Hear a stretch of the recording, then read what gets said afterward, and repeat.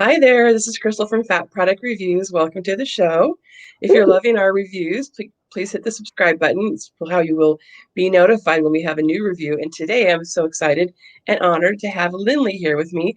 Lindley is a photographer slash intersectional feminist slash fat liberationist slash business owner slash body liberation art, just so many different things in the fat acceptance world. And I bow down to you. Thank you for all that you do. I really Thank appreciate it. you. I'm a baby in this industry, like this fat liberation world. I don't know if you can call it industry, but I've only been in it since about 2011, 2012. So many people have come before me. I want to always pay reverence to them. And one day I need to do an episode about that, right? Like all of the people that came before me. And Wow. anyway, you've definitely been doing this a lot longer than me. How did you get inspired to do photography and specifically photographing people in larger bodies?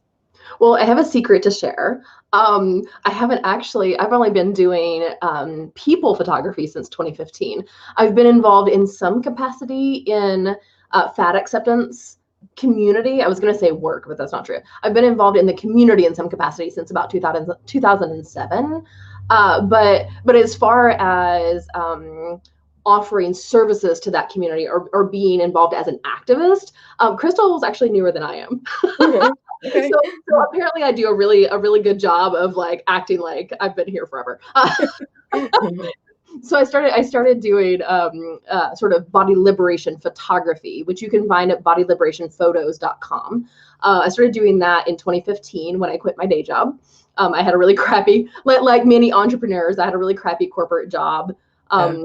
One of a string of crappy corporate jobs. And I said, okay, where am I going to go next? Because I cannot with this. I'm done. I'm done.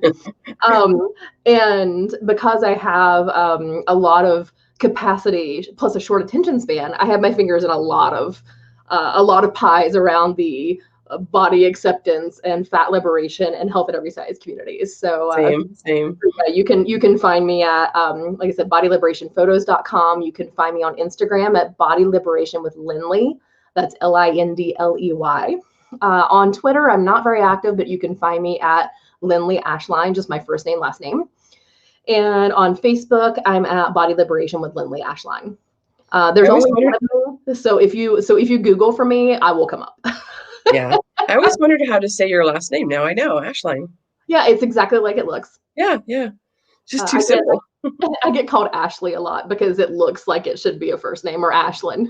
Yeah, yeah, At this yeah. point, I'll answer to whatever. So I happen to know this already, but also when you go to the front page of your website, there's a photo of Ragen Chastain, who bow down for real, like wow. And she's just amazing, right? And so prolific, an amazing writer, and doesn't give up about anybody, what they think. She just writes it all. She doesn't not hold back. I just love like your newsletters are very similar. Um, but what was it like photographing Reagan? Such a powerhouse. Oh yeah, Reagan is so cool. Meeting Reagan was like like meeting one of my heroes. Me too. Yeah, I met her about 4 years ago, and I was like, Right? Yeah, hmm yeah. I think Reagan was the first blogger. I came into fat acceptance, which was sort of more part of fat acceptance, sort of morphed into the body positive movement. hmm Um, and so that both of those exist, but this was sort of before body positivity was a thing. And I came in actually through LiveJournal because that was the days of LiveJournal, yeah. and I discovered Kate Harding and her work first. But Reagan was the first really like actually fat writer and blogger that I encountered, and Reagan just blew my mind. And so the work of Kate Harding, who is no longer active in this community, but her work was very, very important in my own body acceptance journey. But Kate is and was what we might call small fat, like lives in a pretty normative body. And so Reagan, who was just fat and out there and unapologetic, just hmm absolutely fine. So meeting Reagan, I reached out to Reagan in 2018 and said, if you are going to be in the Pacific Northwest at any point, I would be absolutely honored to photograph you. And it turned out that she was coming to Portland, Oregon for something. I don't remember what. And so I drove down there. I'm in Seattle. So it's it's day trip-able for me. So I came into Portland and met up with Ragen for a day. It was December. It was cold as crap. I remember that. Reagan was so gracious about that. So it was like 34 degrees, and I've got Reagan out there in this beautiful park in Portland in like a sleeveless dress. Right. And so between every shot, like she had a fleece jacket with her. So between every shot, she would like, bundle up, and then I would get her posed and everything with the jacket on, and we'd pull the jacket off. Sleeveless photos are very important in the fat community because we feel like we get to have the right to bear our fat arms too. And my arm wings. Very symbolic, right? Like, yes, crop tops and showing our upper arms. So, yeah. Yeah. Well, even if it's 34 degrees. Along, so it worked out beautifully. But yeah, it was so cool to it's so cool to photograph fat bodies in motion. And so when I work with clients, and what I did with Reagan, it was like, just go run. I'm going to set up the camera, and you're going to have to do it like 15 times because the camera, you're only going to be in focus for a certain distance. So you're going to have to run through that distance over and over and over till we get good shots. But like, I will have people twirl. I'll have them dance. I'll have them like, if we're on a beach, I'll have them like, throw sand or throw water just to get fat bodies in motion because we don't see that. And so it's so cool with Reagan just to capture her running. Well, first of all, she's a runner. She's a marathoner. Hello, Iron is Iron Woman. She's Iron. I don't know. Is there an Iron Woman? I don't know. I don't know. There should be. But anyway, she does those, and which is people are, I guess, are really they have issues with it or whatever. When you're fat, you can't win, right? You go to the gym all the time. Oh, you're so fat at the gym. Your fat body jiggles at the gym. But if you don't go to the gym, you're fat and lazy. So we can't win. But she's a fat runner. But also what I was going to say, I noticed for myself is that when I'm doing something, it takes me out of my head. Instead of me being super self-conscious, now I have to focus somewhere else. So I can't just be like, I'm getting my photo taken. This is a good angle. All that crap that goes through our heads, And so that does help, I think. But also it is nice to see fat bodies moving and doing things that people expect us not to do, Yeah, yes. And by the way, you can find Reagan at danceswithfat.org. If you're not already familiar with Reagan's work, just like I said, totally mind-blowing. And yes. She's a dancer, a blogger, a runner, activist. She's pretty amazing. And and you can tell when you're an activist, you can kind of tell how effective you are by how many people hate you, which is kind of depressing, but also true. And Reagan has entire websites, actual organized websites that were created to hate on her. Can you just imagine all of the energy those people put into that? And they could be using that energy. I always say, like, don't you just want to go pet puppies or something? Like, really? Why? Yeah, that's a hobby? Really? Go volunteer somewhere. I mean, do something besides go hate on Reagan. It's like, get a life already. But people, as I was saying yesterday, some people really have disdain for fat bodies. I don't know where it comes from, but they really can't stand us for some weird reason. Yeah, there are lots of historical reasons, and I'm not sure we had time to get into that today. But racism is one of the big reasons. Yes, for sure. And racism, healthism, like all sorts of isms are involved. Ableism. And of course, I think that's why I love your newsletter so much, because your newsletter is like Reagan's blog, right? And I hope you're using them as your blogs, because your newsletter is full of information about all the different ways that we and others are marginalized and oppressed. And it's very intersectional, and it's very educational, and it's so well done. I love it. Oh, thank you. Tell people how to sign up for your newsletter real quick before we forget. Yeah. It's at you can get there two ways. You can go to bodyliberationphotos.com and click on more at the top of the page, and it's the Body Liberation Guide is the newsletter. It is under more. You can also excuse me. You can also get there by going to bit.ly, that's bit.ly/Body Liberation Guide. Oh, good. Okay. Directly there. I've got about 2,500 folks who get that every week, and we delve more into like what are the causes of fat hatred and fat phobia? What do I do? What do I personally Like, I'm not an activist. I'm not, I have a day job. What am I supposed to do about it? Because Yeah. there's all kinds of things that we can do in our personal lives to help end fat phobia and weight stigma. We explore a lot of the stuff in more depth. Yeah, it's done really well, Lindley. I would look forward to it every Monday, right? Yeah, every Monday morning. And there are pretty pictures too. So Yes, beautiful it's not photos. all super heavy. Really beautiful, yeah. So let's talk more about your photography. How do people find you that usually they sign up to have you take their photos? Are people looking for sexy photos? Are they looking for headshots? Are they looking for lifestyle photos? How do they find you typically? Most people find me through Instagram, and from Okay. Instagram they'll come to the website, and from the website they'll contact me. Is generally how people come in. Mm-hmm. But of course, I'll meet people at events, and Mm-hmm. people will just find me out of the blue. People will Google for body positive photography, and Oh, cool. sometimes they'll travel in, and sometimes it's folks who are already local. There's quite a big body positive and fat positive community here in the Pacific Northwest, There so is, yeah. here, Very and cool. I do a couple different kinds of photography. I don't do weddings and family portraits right now, but what I do offer, because that's always the first thing people ask is, do you do weddings? No. So much work. Oh, Yeah, I'm just post, not up for 18-hour days. Like, it's just not my it's thing. a But lot of post-production too, right? yeah, So and one of the big things that I do in my photography that's different from like a mainstream portrait photographer or wedding photographer or whatever, is that I don't Photoshop people to look smaller. I will give people, I'll take away like right now my nose is sunburnt and it's a little bit red. I don't know if you can tell. Like, if I were taking a photograph of me, I would smooth that out a little bit, like take some of the redness out so that it's not mhm. distracting from the photo, because that's Sure. temporary. Like, I have a mirrored, I More. have a zit on my chin, and I would remove that, Yeah.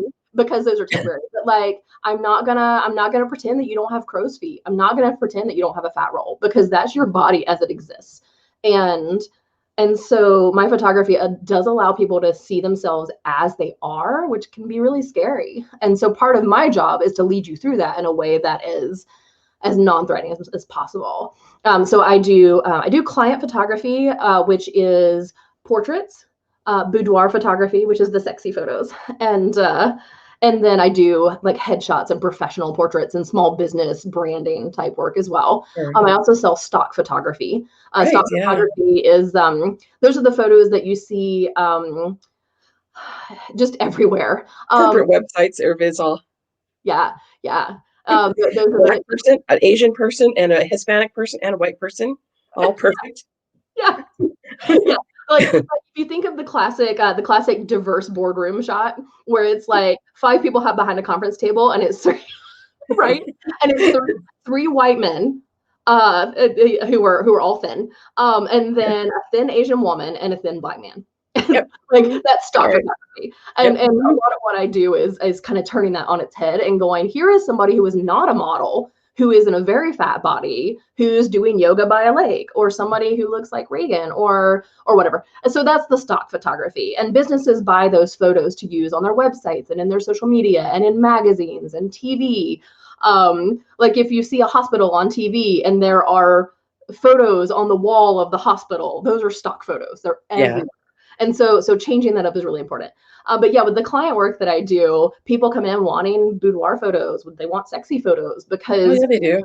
because fat people, in general, we're not allowed to be sexy, or we're oversexed. Like, Oh, it's yeah. assumed that either we're not sexy or we're too sexy. Mm-hmm. Like, it's like Hypersexualized, yeah. right? And then, or just like, you fat people have sex. I'm like, oh, do they? Yeah, Oh a yeah. lot of it.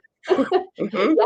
Yeah. So some people come in and they need, or they need professional portraits, which might be headshots, or it might be, like, I run a small business and I just need, I'm a health at every size dietitian, and I need photos for my site, and I want some fun photos with like eating donuts or something, but I Yes. also need like a serious photo where I'm being warm and welcoming for my website. It's like that kind of photo as well. So there's all sorts of different things that people come to me for. What could you tell people the website for your stock photos? Everything is at Okay. bodyliberationphotos.com, but you can also Got get it. specifically to the stock photos without having to go through the navigation by going to bodyliberationstock.com. Okay, very cool. Yeah, But I yeah, love it. It's so, everything is on that central site. I love it that you have on there, you have that one series of photographs where the person has the tape measure in their hand. Mm. And then I recently saw you share one where I think like maybe the tape measure was like torn apart or ripped in half or something. I had never seen that one before. I was like, oh, okay, that's different. Yeah, those were really funny to create because most tape measures are made of plastic. And it's not like if you yank on one. So the goal was to create ones where somebody was kind of in an in motion shot Oh, where okay. a larger Yeah. woman like had broken the measuring tape. Right. But it turns out you can't just hand somebody a measuring tape and be like, yank this apart, because it's not going to do anything because it's just plastic. Yeah, The yeah. worst that happens is it's gonna stretch a little bit. So we ended up like cutting it almost all the way through, and then she still had to yank really hard to get it apart. So the motion shot, you can really tell she's in motion because she had to yank that sucker. Yeah, it really it stuck out. I jumped out at me when I saw it. I was like, oh, I haven't seen that one.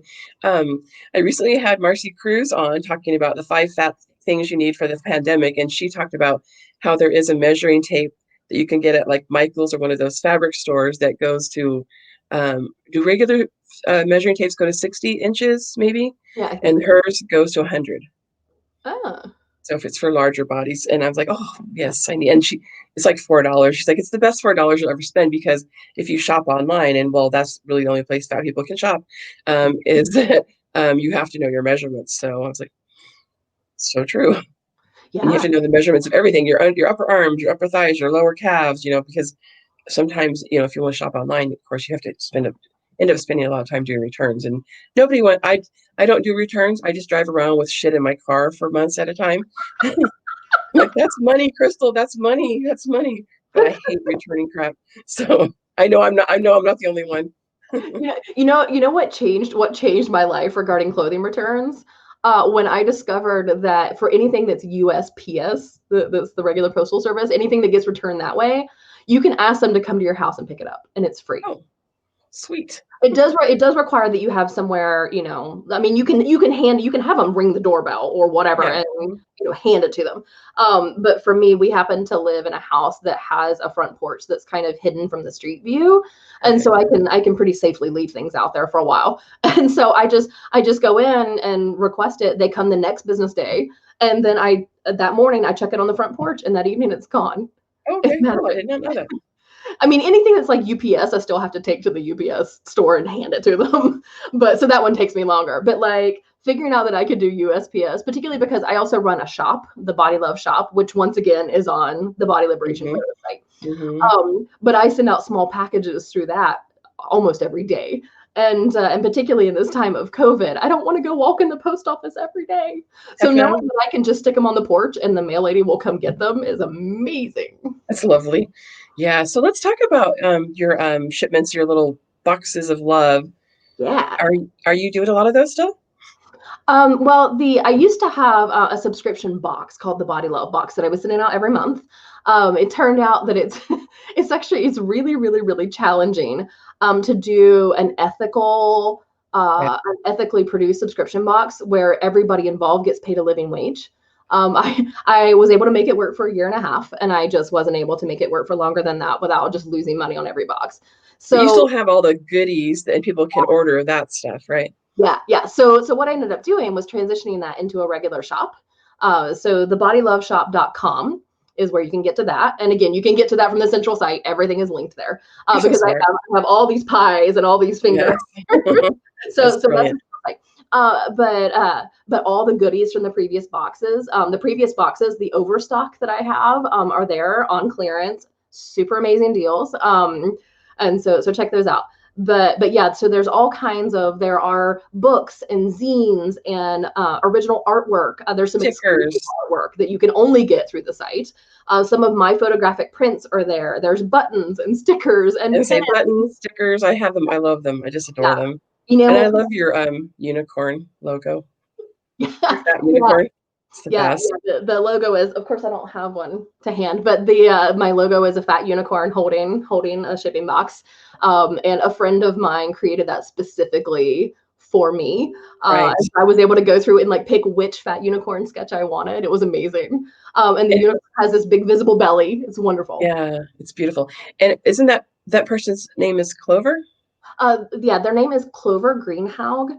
Eventually, when they are in a position in their particular life story where they are open to commissions again, I'll be promoting them all Oh, over. good.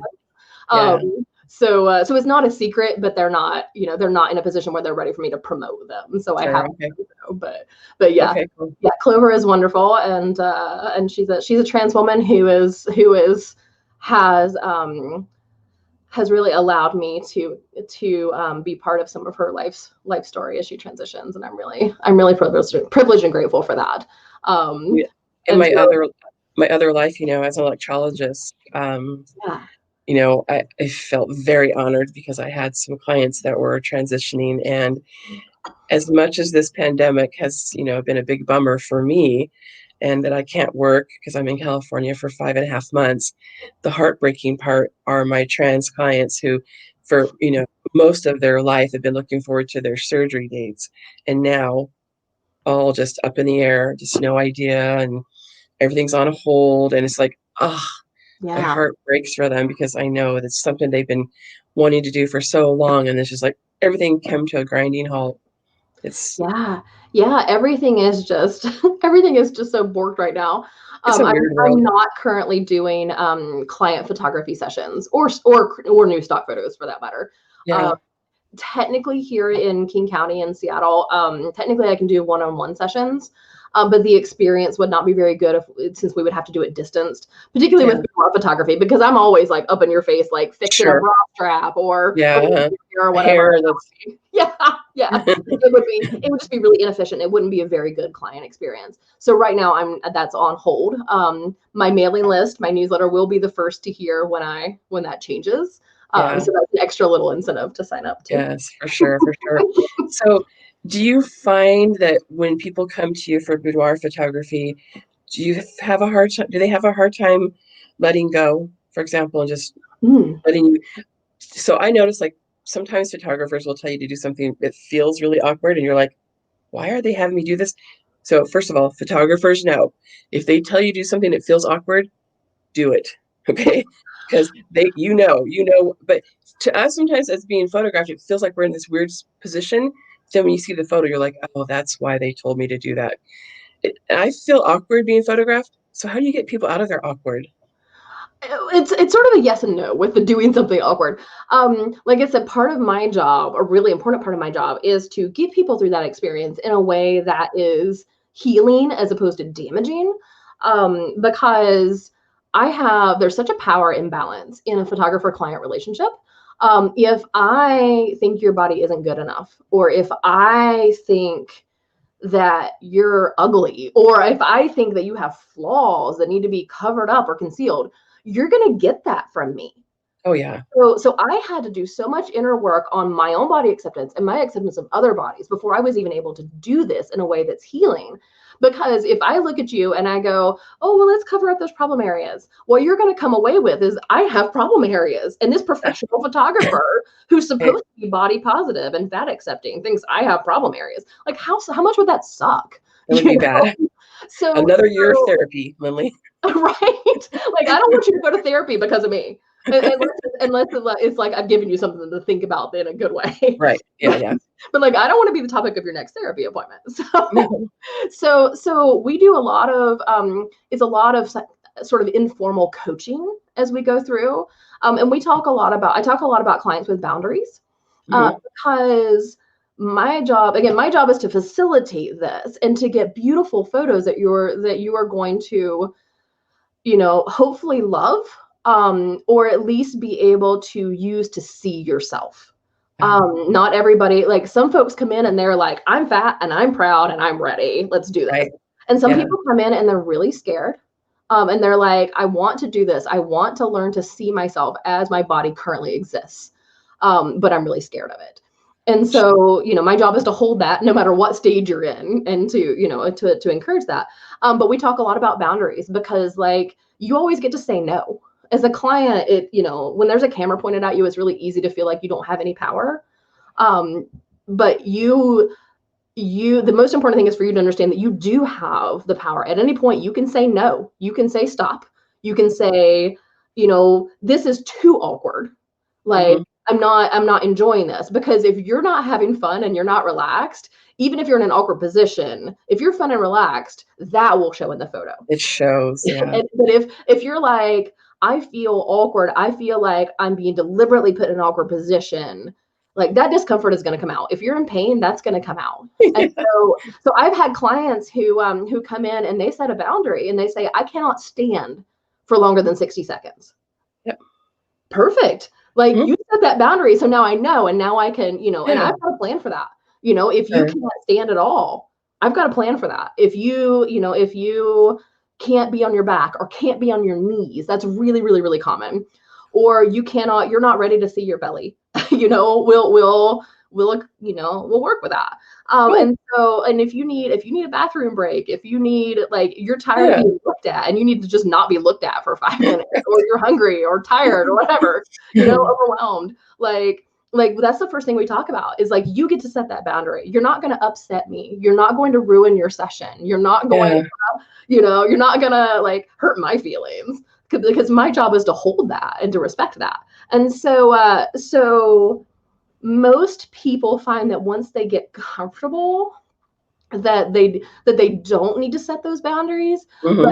but being able to, I feel like, is the most important thing that makes it a good experience. Having the permission to do it. Yeah, What do and you knowing do? that they're not going to, like, offend me or hurt my feelings. Yeah, sure. When you do the boudoir photography, where do you normally do it? My home is also my studio. Oh, Uh, yeah. I do have I have the privilege of having a nice big house with multiple rooms that I can adjust as needed. And so I've got it's a beautiful big garden tub, and I have a somewhat private garden outside that we do some boudoir in, and I have a guest room that is specifically decorated for that. Nice. Occasionally, I will do boudoir photography on location, at someone else's home or out in the forest, Uh-huh. Oh, yeah. or there's this amazing abandoned house outside of Portland, Oregon, that I'm really dying to do. But it's like Oh, stone, so it's oh, yeah, not yeah. like you walk in and it's like the ground is like forest floor and then it's stone walls. Sure. So it's not like creepy abandoned house. It's like beautiful moss covered stone walls. I'm Yeah, yeah. dying to do a boudoir session there. So it just depends on the client. Sure. When you and Reagan were together that day, it seems like you guys were together for a long time. Did you have like many hours of time to photograph her?